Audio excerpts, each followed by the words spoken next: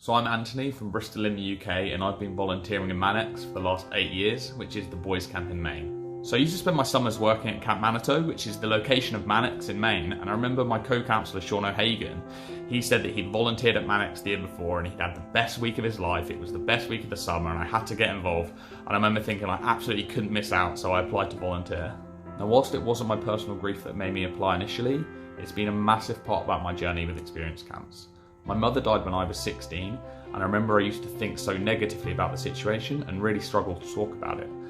Coming to camp has completely changed my outlook on grief, and I'm now able to use it as an opportunity to help others and relate with our campers and help them on their journeys.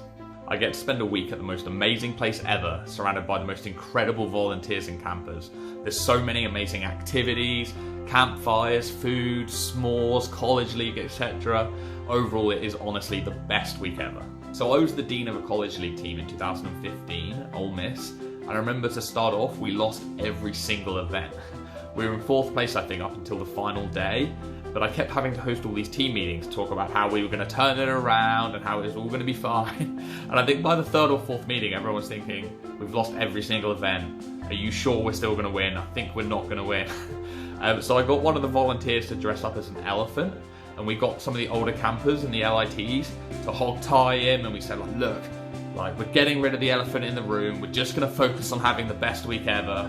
And I think from that moment there was kind of a mindset change, and we didn't focus on winning, we just focused on having fun and giving our best. And we actually went from 4th place to end up winning the whole thing and jumping in the lake. And I think it was such a symbolic thing for a lot of these kids of how it may not have started off the best, but with the right mindset of a positive attitude, everything changed, and it ended up being an amazing experience.